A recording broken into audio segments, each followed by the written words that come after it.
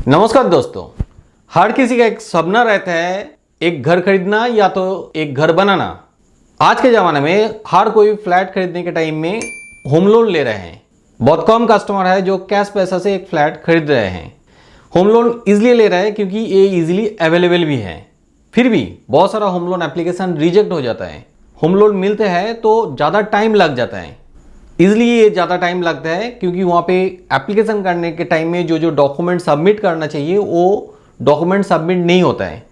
Problem यही होता है कि जब फ्लैट खरीदने के लिए आप जाओगे वहाँ पे जो एग्रीमेंट आप करते हो उसमें टाइम लिमिट रहता है 2 से 3 महीने, और उसके अंदर में आप फ्लैट नहीं लोगे तो उस केस में बिल्डर आपका एग्रीमेंट कैंसिल कर देगा। अच्छा बिल्डर होता है तो वहाँ पे 10 to 20% डिस्काउंट करके पैसा वापस कर देता है। मगर कुछ बिल्डर ऐसे भी हैं जो लोग बोलते हैं कि इस टाइम के अंदर में आप फ्लैट नहीं लोगे तो आपका पैसा फॉरफिट हो जाएगा। तो ऐसा स्थिति आपके लिए ना हो तो होम लोन एप्लीकेशन करने से पहले ही आप होम लोन के बारे में पूरा जानकारी कर लीजिए। क्या डॉक्यूमेंट चाहिए उसके बारे में जानकारी कर लीजिए। होम लोन लेने के लिए हर कस्टमर को एक ही जैसा डॉक्यूमेंट देना पड़ता है ऐसा नहीं है। सैलरीड कस्टमर के लिए अलग डॉक्यूमेंट्स देना पड़ते हैं। बिजनेस कस्टमर होगा या तो सेल्फ एम्प्लॉयड होगा तो उसके इसमें अलग डॉक्यूमेंट्स देना पड़ते हैं। कस्टमर अलग होने से डॉक्यूमेंट्स अलग होता है ऐसा नहीं है। आप फ्लैट खरीदने के लिए जाओगे तो वहाँ पे प्रॉपर्टी डॉक्यूमेंट्स जो देना होता है। आप घर बनाने के लिए होम लोन एप्लीकेशन करोगे तो वहाँ पे अलग डॉक्यूमेंट्स देना होता है। अब लोन एप्लीकेशन करने के लिए क्या क्या डॉक्यूमेंट्स चाहिए इसके बारे में कंप्लीट जानकारी लेने के लिए आप वीडियो एंड तक देखिए। जनरली होम लोन लेने के लिए जो डॉक्यूमेंट्स देना पड़ता है उसको आप 3 पार्ट में डिवाइड कर सकते हो। एक है केवाईसी डॉक्यूमेंट, दूसरा इनकम प्रूफ, तीसरा property documents. Generally KYC documents हर कस्टमर के लिए एक ही जैसा होता है, जैसे कि पैन कार्ड, आधार कार्ड, एक एड्रेस प्रूफ देना होता है। इसके लिए आप वोटर आईडी कार्ड दे सकते हो, पासपोर्ट, ड्राइविंग लाइसेंस दे सकते हो। एक या तो 2 फोटो आपको देना पड़ेगा। आपको एक को एप्लीकेंट भी चाहिए और को एप्लीकेंट के लिए ये सारा डॉक्यूमेंट्स देना पड़ता है। अब को एप्लीकेंट के लिए आपका वाइफ को ले सकते हैं, मम्मी पापा को भी को एप्लीकेंट के हिसाब से ले सकते हो। मगर आपके पास कोई को एप्लीकेंट नहीं है तो उस केस में आपको एक गारंटर देना पड़ेगा। गारंटर का केवाईसी डॉक्यूमेंट्स यहाँ पे आपको देना होगा। होम लोन लेने के लिए कभी कभी एडिशनल केवाईसी डॉक्यूमेंट्स का भी जरूरत हो सकते हैं, जैसे कि रिलेशनशिप प्रूफ। ऐसा भी कभी कभी होता है कि किसी ने रेंट पे किसी जगह में रहते हैं और उनका करंट एड्रेस प्रूफ देना होगा, तो उस केस में उनका ना तो कोई वहाँ पे वोटर आईडी कार्ड है, ना तो आधार कार्ड है, ना तो कोई पासपोर्ट है। तो उस केस में वो गैस का बिल दे सकते हैं, नहीं तो रेंट एग्रीमेंट भी दे सकते हैं। मगर जहाँ पे रेंट एग्रीमेंट अब दोगे उस केस में जिसके साथ आपका रेंट एग्रीमेंट है उनका एक एड्रेस प्रूफ यहाँ पे देना पड़ेगा। एनआरआई कस्टमर के लिए कुछ एडिशनल डॉक्यूमेंट्स जरूरत होता है, जैसे कि जॉब एग्रीमेंट, वीसा, ये सारा डॉक्यूमेंट्स भी जरूरत होता है। कभी कभी एनआरआई अकाउंट या तो एनआरओ अकाउंट भी देना पड़ते हैं। Income proof as per customer profile. Income documents को समझने के लिए हम लोग कस्टमर को 3 पार्ट में डिवाइड कर सकते हैं, 3 कैटेगरी में डिवाइड कर सकते हैं, जैसे कि salaried customer, self employed professional, self employed यानी कि बिजनेस कस्टमर। पहले हम समझ लेते हैं सैलरीड कस्टमर के लिए क्या डॉक्यूमेंट्स चाहिए। Appointment letter, last 3 month salary slip, form 16 for last 2 years, नहीं तो आईटी फाइल 2 साल के लिए देना पड़ेगा। कुछ कंपनीज फॉर्म 16 इशू नहीं करते हैं तो उस केस में 2 साल का आईटी फाइल देने से भी चलेगा। Bank account statement for last 6 month. कुछ बैंक 1 साल के लिए भी बैंक अकाउंट मांग सकते हैं, मगर ये जो बैंक अकाउंट स्टेटमेंट देना होगा वो सैलरी अकाउंट स्टेटमेंट होना चाहिए, क्योंकि बैंक वहाँ पे कितना सैलरी डिपॉजिट हो रहा है, क्रेडिट हो रहा है वो चेक करते हैं। ये सारा डॉक्यूमेंट्स चाहिए प्रीमियर बैंक के लिए। मगर कुछ बैंक और एनबीएफसी ऐसे भी हैं जहाँ पे इससे कम डॉक्यूमेंट्स देने से भी लोन देते हैं। मान लो किसी जगह में कोई एम्प्लॉयर अपॉइंटमेंट लेटर एम्प्लॉय को नहीं दिया है या तो सैलरी स्लिप नहीं दे रहा है, तो उस केस में क्या करना होगा। जिस कंपनी अपॉइंटमेंट लेटर नहीं दिया है तो वहाँ पे लेटर रेट में, कंपनी का लेटर रेट में अपॉइंटमेंट लेटर लिखा सकते हो, और सैलरी स्लिप जहाँ पे नहीं दे रहा है वहाँ पे सैलरी सर्टिफिकेट ले सकते हो। मगर सैलरी सर्टिफिकेट 3 महीने का होना चाहिए और वहाँ पे सारा इंफॉर्मेशन डिटेल में लिख के देना चाहिए। यहाँ पे कंपनी का स्टैम्प सिग्नेचर भी चाहिए। कुछ कंपनी में फॉर्म 16 और आईटी फाइल ना देने से भी होम लोन मिलते हैं, मगर वहाँ पे रेट ऑफ इंटरेस्ट बहुत ज्यादा हो जाता है। और ऐसा भी है आपको कैश सैलरी में भी होम लोन मिल जाएगा, मगर यहाँ पे रेट ऑफ इंटरेस्ट बहुत ज्यादा हो जाता है और ना तो कोई प्रीमियर बैंक से आपको लोन मिलेगा। सेल्फ एम्प्लॉयड प्रोफेशनल बैंक के लिए सबसे प्रेफर्ड कस्टमर है। पहले हम लोग समझ लेते हैं सेल्फ एम्प्लॉयड प्रोफेशनल कौन होते हैं। Doctors, chartered accountant, architecture, professional architecture जो होता है, लॉयर, कॉस्ट अकाउंटेंट को सेल्फ एम्प्लॉयड प्रोफेशनल के अंदर में बैंक पकड़ते हैं। इसके अंदर में कुछ कुछ बैंक लॉयर को लोन देना नहीं चाहते हैं, फिर भी ये सारा कस्टमर्स को लोन देगा, तो वहां पे प्रोफेशनल क्वालिफिकेशन सर्टिफिकेट चाहिए। इन कस्टमर को लोन देने के लिए इनकम टैक्स फाइल 3 इयर्स का होना चाहिए और बैंक अकाउंट स्टेटमेंट भी मांगता है। जितना सारा बैंक अकाउंट स्टेटमेंट है वो मांगता है और 1 साल के लिए बैंक अकाउंट स्टेटमेंट चेक करते हैं। इसके बाद आता है सेल्फ एम्प्लॉयड नॉन प्रोफेशनल, जिनको हम लोग बिजनेस कस्टमर कहते हैं।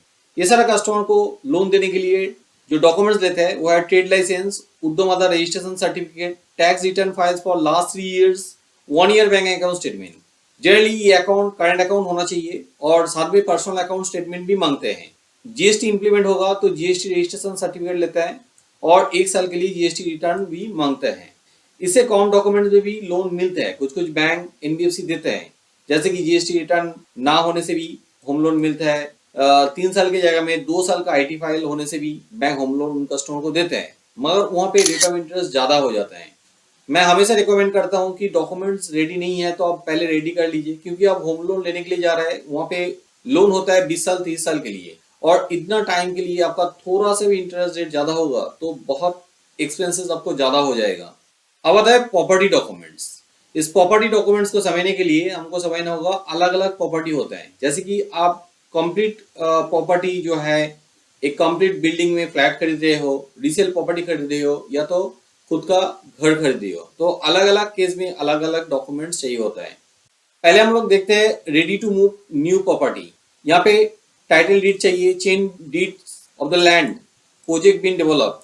यहाँ पे आपका चेन डीड चाहिए 13 इयर्स के लिए। Normally non banking finance company 13 years का चेन डीड लेते हैं, मगर कोई प्रीमियर बैंक से लोन लोगे तो वहाँ पे 30 इयर्स का प्रॉपर्टी डीड जरूरी होता है। तो ये चीज जरूर ध्यान में रखिए, जब कोई प्रॉपर्टी सिलेक्ट करोगे और कोई प्रीमियर बैंक से आप लोन लेना चाहोगे तो वहाँ पे 30 इयर्स का चेन डीड आपको दिखना चाहिए। इसके अलावा आपको चाहिए power of attorney and development agreement, साथ में सैंक्शन बिल्डिंग प्लान होना चाहिए। जिस इलाका में ये प्रॉपर्टी बन रहा है वहाँ पे जिला परिषद के अंदर में आएगा तो जिला परिषद से चाहिए, म्यूनिसिपैलिटी या तो कॉर्पोरेशन के अंदर में होगा तो वहाँ पे म्यूनिसिपैलिटी या तो कॉर्पोरेशन से बिल्डिंग सैंक्शन प्लान होना चाहिए। All mutation certificates with updated property tax receipt as per applicable. जो गवर्नमेंट का टैक्स है वो वहाँ पे होना चाहिए और वो सारा डॉक्यूमेंट्स भी आपको होम लोन लेने के लिए सबमिट करना पड़ेगा। The following documents are needed if the project is not approve by the lender bank और एनबीएफसी। ये प्रोजेक्ट अप्रूव नहीं है तो उस केस में क्या डॉक्यूमेंट्स चाहिए? सिमिलर डॉक्यूमेंट्स नॉर्मली चाहिए होता है, जो डॉक्यूमेंट्स मैं पहले बताया हूँ, जैसे कि title deed, chain deed, development agreement, sanction building plan और प्रॉपर्टी टैक्स रिसीप्ट। ये सारे डॉक्यूमेंट्स वहाँ पे भी चाहिए। अंडर कंस्ट्रक्शन प्रॉपर्टी, देखिए अंडर कंस्ट्रक्शन प्रॉपर्टी में हमेशा होम लोन नहीं मिलता है। प्रोजेक्ट अप्रूव होगा तो आसानी से अंडर कंस्ट्रक्शन प्रॉपर्टी में होम लोन मिल जाएगा, नहीं तो प्रॉपर्टी कंप्लीट होने से ही आपको लोन मिलेगा। अंडर कंस्ट्रक्शन प्रॉपर्टी जो बड़ा बिल्डर होता है वो लोग कुछ डॉक्यूमेंट सबमिट करके बैंक से अप्रूवल ले लेते हैं। ऐसा अप्रूव प्रोजेक्ट होगा तो वहाँ पे आप प्रॉपर्टी खरीद सकते हो, बुकिंग कर सकते हो, वहाँ पे पार्ट बाई पार्ट आपका पेमेंट भी मिल जाएगा, मगर वही बैंक से आपको लोन लेना पड़ेगा जहाँ पे प्रॉपर्टी अप्रूव है। रीसेल प्रॉपर्टी, मान लो कोई कंप्लीट प्रॉपर्टी है और किसी ने वो फ्लैट बिल्डर के पास से खरीद लिया है, उनके पास से आप प्रॉपर्टी खरीद रहे हो। उन केस में जिन्होंने खरीदा है उनका जो फ्लैट का डीड है वो डीड आपको चाहिए होगा, म्यूटेशन सर्टिफिकेट चाहिए, और यहाँ पे कॉम्प्लीशन सर्टिफिकेट बहुत इंपॉर्टेंट है। बिल्डर से उन्होंने फ्लैट खरीदा है तो डेवलपर एग्रीमेंट भी चाहिए, और नॉर्मली जो चेन डीड जरूरत होता है, जैसे कि एनबीएफसी के लिए 13 इयर्स और कोई प्रीमियर बैंक होगा तो 30 इयर्स, ये भी आप देख लीजिए। बिल्डिंग सैंक्शन प्लान मैंडेटरी है। कुछ कुछ केसेस में असेसमेंट रोल कॉपी से भी काम चलता है, मगर प्रीमियर बैंक हमेशा असेसमेंट रोल कॉपी से लोन नहीं देता है।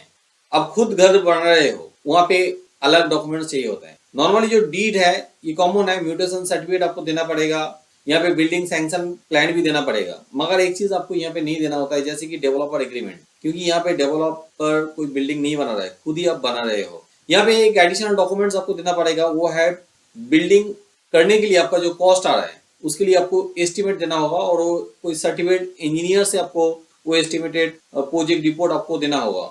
अब प्लॉट परचेज करके एक घर बन रहे हो तो उस केस में आपको अलग डॉक्यूमेंट्स देना होगा, जैसे कि सिर्फ आप प्लॉट खरीदे हो उसके लिए भी आपको होम लोन मिलते हैं, वहाँ पे बिल्डिंग सैंक्शन प्लान का कोई जरूरत नहीं है, सिर्फ आपको डीड देना है, चेन डीड देना है। हाँ, यहाँ पे कन्वर्सन सर्टिफिकेट कभी कभी जरूरत होता है, और यहाँ पे साइड प्लान आपको देना पड़ेगा। हाँ, एक चीज जरूर ध्यान में रखिए, जब आप वैकेंट लैंड खरीद रहे हो होम लोन लेने के लिए, वहाँ पे लैंड, उस लैंड पे बाउंड्री वॉल होना चाहिए, तभी खरीदे, नहीं तो बाउंड्री वॉल नहीं रहने से वहाँ पे होम लोन अप्रूव नहीं होता है। हाँ, उसके बाद लैंड खरीदने के बाद जब घर बनाने के लिए जाओगे, सेल्फ कंस्ट्रक्शन करोगे, पहले जैसा डॉक्यूमेंट्स आपको चाहिए होम लोन कंस्ट्रक्शन करने के लिए, सिमिलर डॉक्यूमेंट्स यहाँ पे भी चाहिए। आपको सिमिलर डीड देना पड़ेगा और साथ में बिल्डिंग सैंक्शन प्लान भी चाहिए।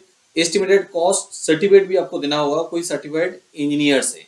एक चीज हमें शुरुआत में बोलना चाहिए था, वो है सिविल स्कोर। देखिए, आप होम लोन एप्लीकेशन करने के लिए जाओगे, बैंक सबसे पहले सिविल स्कोर चेक करते हैं, सिविल रिपोर्ट चेक करते हैं। सिविल स्कोर आपको अच्छा रहे और रिपोर्ट अच्छा रहे तभी आप जाके आपको होम लोन मिलेगा। हाँ, कभी कभी लो सिविल स्कोर में भी होम लोन मिलते हैं, मगर वहाँ पे रेट ऑफ इंटरेस्ट बहुत ज्यादा हो जाता है। मैं जैसे पहले ही बताया हूँ, आप थोड़ा सा भी रेट ऑफ इंटरेस्ट ज्यादा दोगे लॉन्ग टाइम के लिए, 20 ईयर्स 30 ईयर्स से, आपका खर्चा बहुत ज्यादा हो जाएगा। वो पैसा आप इन्वेस्टमेंट करोगे तो रिटर्न और भी आपको ज्यादा मिलेगा। तो हमेशा आप सिविल स्कोर पहले चेक कर लीजिए होम लोन लेने से पहले। सिविल रिपोर्ट में कोई एरर रहे तो आप उसको रेक्टिफाई कर सकते हो।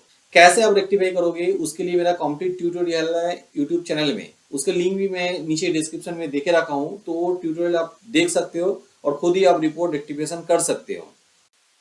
उम्मीद रखता हूँ होम लोन लेने के लिए क्या क्या डॉक्यूमेंट्स चाहिए आपको समझ में चलाया है। किसी में आपको डाउट रह गया तो आप नीचे कमेंट करके बताइए, मैं आपका कमेंट का जरूर आंसर करेंगे। हाँ, आप चाहे तो हमें कांटेक्ट भी कर सकते हैं हमारा हेल्पलाइन नंबर पे, वहां पे भी आपको जानकारी मिल जाएगा। मेरा ये वीडियो अच्छा लगे तो जरूर लाइक कीजिए, मेरे चैनल को सब्सक्राइब कीजिए और जरूर बेल आइकन को भी दबा दीजिए ताकि आने वाला वीडियो का नोटिफिकेशन आपको मिल जाए। मैं ऐसे ही civil score related, loan related videos regularly बनाता हूँ। वीडियो एंड तक देखने के लिए बहुत बहुत धन्यवाद।